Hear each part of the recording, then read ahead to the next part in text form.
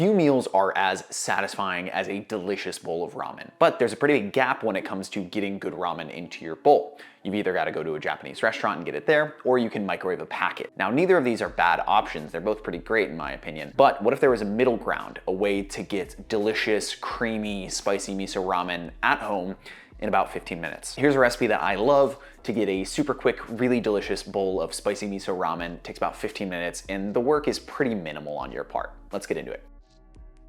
To use our time as efficiently as possible, let's get our water boiling right now. This will be for the jammy ramen eggs and the noodles as well. If we get this water on now, we can work on our prep while this gets up to a boil, and that's gonna save us a ton of time in the end. Our one and only goal here is to get as much flavor as we possibly can into our broth. So let's start with our knife work. Thinly slice the whites of 4 green onions and slice the tops as well for a nice garnish at the end. The green onion brings a really delicious oniony aromatic flavor that's needed in this dish. Speaking of aromatics, we need 2 cloves of garlic that we're gonna peel and then grate. Alongside the garlic, let's grate a knob of ginger that's equal about to the amount of garlic that we've got in it. Between these 3 aromatics, we're getting delicious depth from the garlic, we're getting some brightness from the ginger, and we're getting that oniony back note from the green onion. Add our boiling water, place in 2 eggs gently, and let them cook for about 6.5 minutes. 6:45 is what I like to do. This gives you the perfect texture for a ramen egg, one that's got a slightly jammy, almost, but not quite runny. It's a really cheap way to bring a ton of luxury to a 15-minute ramen like this. Once those are cooked, remove them from the boiling water and place them in an ice bath to totally halt the cooking process. Let's leave that water in the pot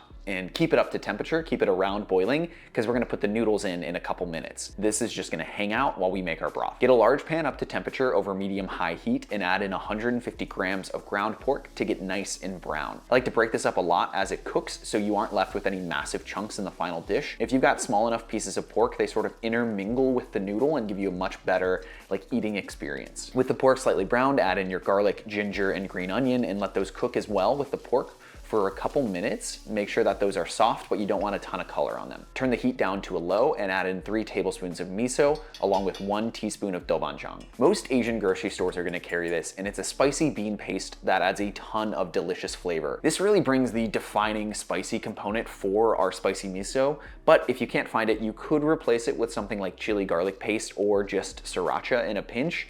It's definitely not gonna be the same, but it's still gonna bring that spice that this dish really needs. Add in 1 teaspoon of sugar, and then if it looks like things are about to get too burnt, add in a little bit of water to scrape up those dark bits.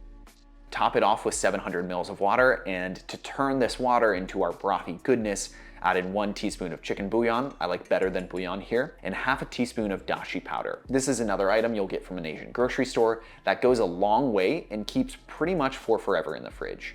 It's all the flavor of a homemade dashi in a compact form factor. Dashi is that umami backbone that you get in a lot of Japanese cooking. It's sort of a cross between a broth and a tea made from bonito flakes and kombu, which is a dried kelp that's got these umami MSG crystals on the outside. So what you're getting from dashi is this really delicious, really light umami goodness. It's something that you don't even almost notice, you just miss it when it's gone. To get that flavor in our broth, we're gonna use this dashi powder as sort of a cheat code instead of actually making our own dashi. With all that in, I like a splash of sake here, and the last touch is a little bit of Layu chili oil. This is another spicy component, a little bit different from the dobanjang. It can easily be replaced with just the oil from a chili crisp if you've got it. Add in a few large pinches of salt, it definitely needs it, and then let this simmer for 5 to 10 minutes while we turn to the noodles. These are just some nice dried ramen noodles I like to keep around. If you can find fresh ones, great. If not, I'll link to these. I've used these before in my gumbo ramen, and I love them, and I love keeping them around. Cook the noodles according to your package. This was 4 minutes boiling for me,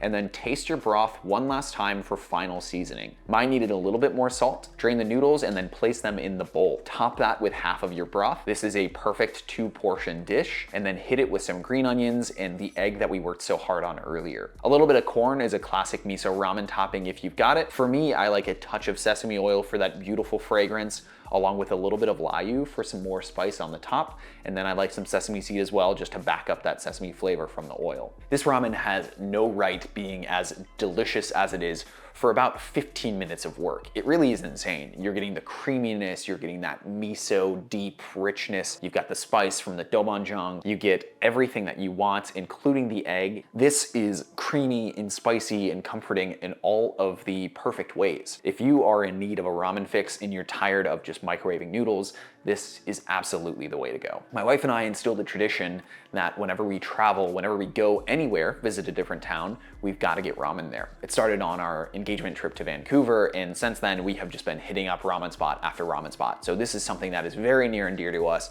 and something that we eat out probably more than anything else. So trust me when I say this totally rivals what you would get at a restaurant, and it's completely worth making. Thank you so much for watching. I really appreciate you being here. If you enjoyed the video, go ahead and leave it a like. If you want to see more cooking content like this, go ahead and subscribe. I want to give a massive shout out to the amazing people supporting me directly financially through patreon.com/CameronMarty.